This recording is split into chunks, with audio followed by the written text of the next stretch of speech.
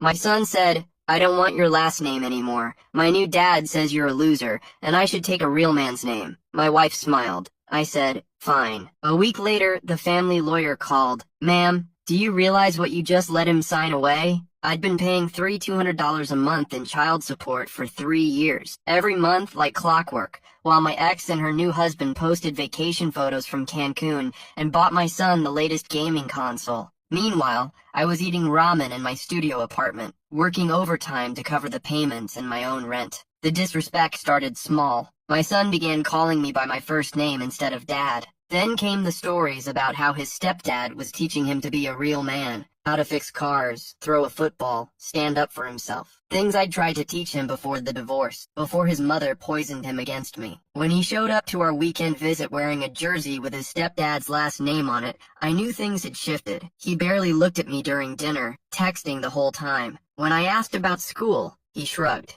When I suggested we go hiking like we used to, he said his real dad already took him last weekend. That's when he said it, standing in my doorway, refusing to come inside. "I want to change my name. Drop yours, take his. He says you're a loser who can't even afford a real house." My ex stood behind him, arms crossed, that familiar smirk on her face. The same expression she wore when the judge awarded her primary custody and set my support payments. She was already planning her next vacation, I could tell. Her designer purse, the one I'd essentially paid for, hung on her shoulder like a trophy. "He's old enough to make his own choices," she said. "You could fight it, but that'll just make him hate you more. Besides, we both know you can't afford another court battle." I looked at my son, 13 years old, already taller than his mother, wearing shoes that cost more than my weekly grocery budget. Shoes I'd paid for, technically, through that monthly check. "Fine," I said, "if that's what you want." I called my lawyer the next morning. "You're sure about this?" he asked. "Once you sign,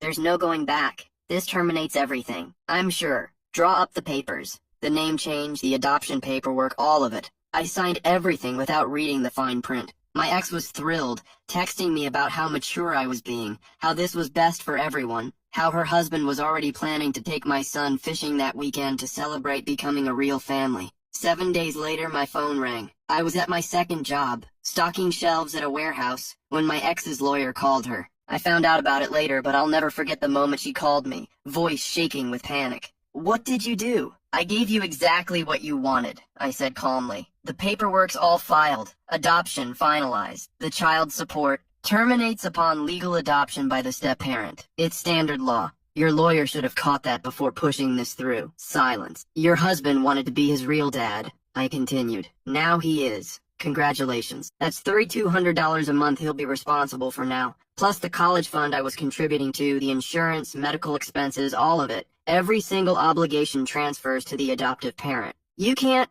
"I already did. Judge signed off this morning. It's done." I heard shouting in the background. Her husband's voice getting louder, angrier. "We can't afford—" "Should have thought about that before teaching my son I was worthless. Or should I say, your husband's son now." Legally speaking, the call ended. I went back to stocking shelves, but I wasn't working that job anymore out of necessity. That night my phone exploded with messages. My son, suddenly remembering my name, begging me to undo it. My ex, alternating between threats and pleading. Her lawyer trying to find loopholes that didn't exist. But the beautiful thing about the law, once an adoption is finalized, biological parents have no legal obligation. None. I blocked my ex's number. My son's too. If he wanted to talk, he could do it in person, with respect. 3 months later, I got a letter. Not from a lawyer, but from someone I wasn't expecting. The envelope was thick, cream-colored paper. Expensive. My son's school logo embossed in the corner. Inside was a handwritten letter from the headmaster. "Dear Mr. Patterson, I'm writing regarding your son's tuition account. As you may know, the annual fee is $42,000,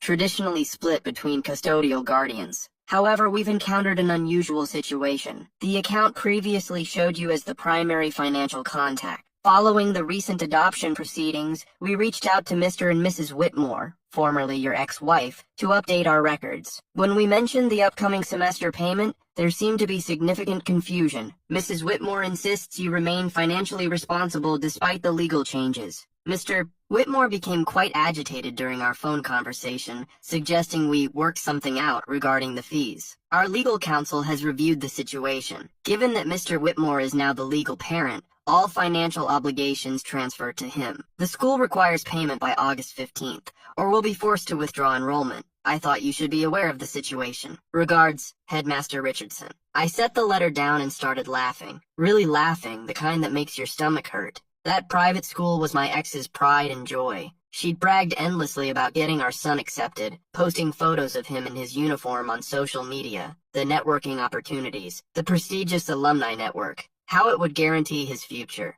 I pulled out my calculator. $42,000 for tuition, plus the $3,200 monthly support he'd been counting on. That's $8,400 per year her new husband just inherited. My phone buzzed. Unknown number. I almost didn't answer. Hello? We need to talk. My ex's voice was different now. Smaller, scared. I don't think we do. Please, just listen. Against my better judgment, I stayed on the line. The school says you're not paying anymore. They're going to kick him out. Not my problem. He's still your son. No, I interrupted. He's not. Legally, I have no son. That's what you wanted, remember? That's what he wanted. He's a kid. He didn't understand. He's 13. Old enough to call me a loser. Old enough to reject my name. Old enough to live with his choices. I heard her crying. Once upon a time, that sound would have broken me. Would have made me do anything to fix it. Derek can't afford this, she whispered. Her husband's name felt foreign, hearing it from her lips like that. Desperate. Then I guess your son will be attending public school.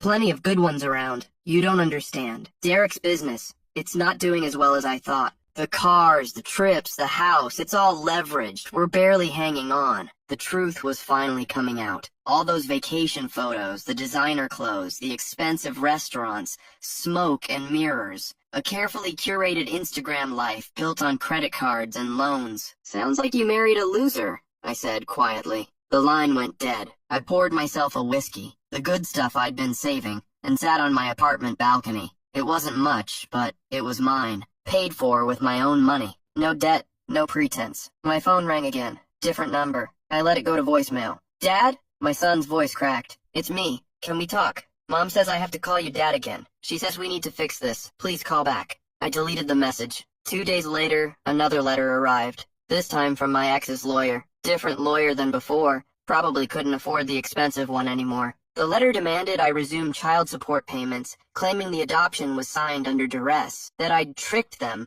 that any reasonable person would have explained the financial implications. I forwarded it to my lawyer with a single sentence. Please handle this however you see fit. He called me that afternoon, barely containing his laughter. They're claiming you deceived them? Apparently. You signed the exact documents they requested, documents they initiated. Their lawyer reviewed everything. This is textbook buyer's remorse. Can they win? Not a chance. The judge will laugh them out of court. But here's the interesting part. If they pursue this, they'll need to pay court costs. And when they lose, you can countersue for harassment and legal fees. How much are we talking? Probably another $15,000 to $20,000 they'll owe you. I thought about it for maybe 3 seconds. Tell them to bring it on. He laughed. I was hoping you'd say that. The court date was set for 6 weeks out. In that time, the letters kept coming. From my ex, from her husband, from my son, each one more desperate than the last. My son's letters were the hardest to read. In the first one, he apologized, said he didn't mean what he said,